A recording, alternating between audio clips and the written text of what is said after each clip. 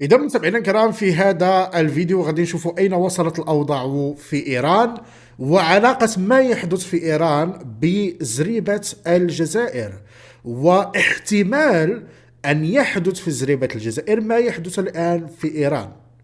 وإن كنت أقول بأن الجزائريين جبناء ماشي بحال الإيرانيين، لأن الإيرانيين أثبتوا عن شجاعة منقطعة النظير، واجهوا آلة القمع ديال النظام الإيراني ببسالة وسيطروا على الشوارع. أي نعم، سيطروا على الشوارع، وهناك حديث عن وجود مدن إيرانية خرجت عن سيطرة النظام الإيراني.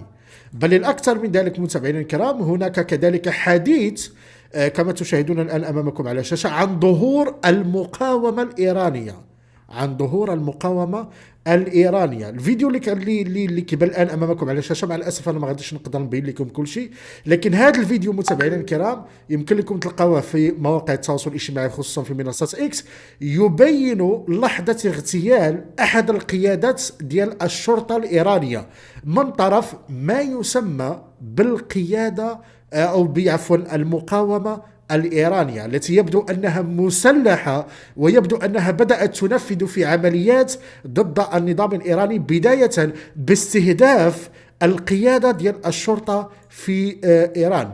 هذا الفيديو يمكن لكم تلقاوه بطبيعة الحال، أنا ما أقدرش ندور لكم الفيديو بسبب القوانين ديالو راكم عارفين.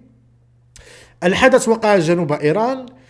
هذا هو القيادي ديال الشرطه الذي مات، الذي تم قتله في هذه العمليه هذه كما تشاهدون الان امامكم على الشاشه. ما يعني بان ايران دخلت لمرحله، لربما نقول الحرب الاهليه، لمرحله الثوره المسلحه. بغيت باش نوريكم عديد الفيديوهات صراحه اللي بغيت نشارك معكم، مثلا هذا الفيديو، لان الوضع في ايران، علاش نضت هذه الثوره في ايران؟ لان الناس ما بقاش كتلقى ما تاكل، الناس ما بقاش كتلقى المازوت ليسانس، ما كاينش. وباش كيفكركم هذا الوضع؟ كيفكركم داكشي اللي واقع في زريبه الجزائر. لاحظوا مثلا معي هنا في هذا الفيديو، هذا يوثق لحظه اقتحام المتظاهرين في ايران لاحد المخازن ديال الاغذيه التابع للحرس الثوري الايراني. شاهدوا.